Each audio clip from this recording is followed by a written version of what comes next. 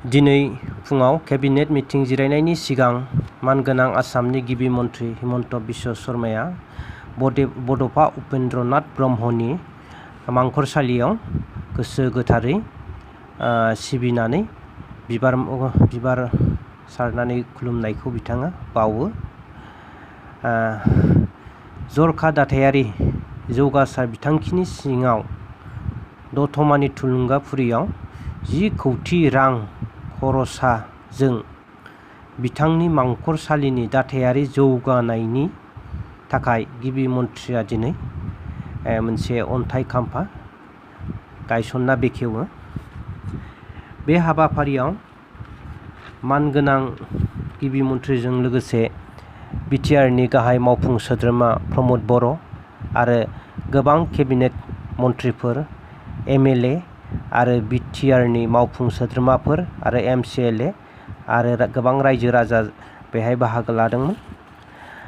गोबाव समनिफ्रायनो दुलाराय बर' फरायसा आफादा दाबि खालामबोबाय थादोंमोन दि 31 मार्च एबा रुंसारि उपेन्द्रनाथ ब्रह्मनि जोनोम सानखौ दुलाराय आसाम नाङैनो फरायसा सान हिसाबै फालिनो थाखाय।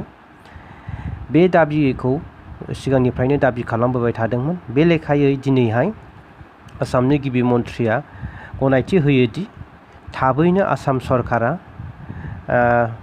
बे रुंसारि उपेन्द्रनाथ ब्रह्मनि जोनोम सानखौ एबा 31 मार्चखौ फरायसा सान गनायथि होनो थाखाय थाबैनो प्रस्ताब लागोन होननानै बिथाङा फोसावदों।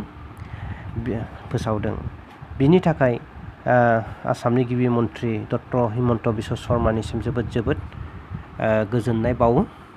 आरो लोगोसे बिथाङा दिनै क'क्राझार मेडिकेल कलेज आरो हस्पिटालाव दावबायहैयो।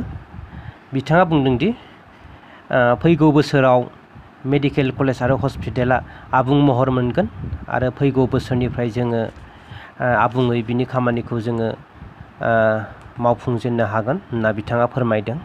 आरो बिथाङा फोरमायबावोदि थांनाय बिटिसि इलेक्सनाव जेसेबां जोङो खोथा होदोंमोन एबा खामानि मावनो थाखाय खोथा होदोंमोन बेखौ बिथाङा मावफुंनानै गोदान बिटिसि दानायनि खोथा बुंदों। क'क्राझारजों लोगोसे बिथाङा दाब बिटिआर ओनसोलनि जायगाफोराव लामा दालां बायदि जौगाथाय खामानिफोरखौ मावनानै बिथाङा गोदान बिटिआर दानायनि बिथाङा सिमां दं होननानै बुंदों आरो बे सिमांखौ थाबैनो मोगथां महर होगोन होननानै बिथाङा दिनै रायजो राजानि सिगाङाव फोरमायदों।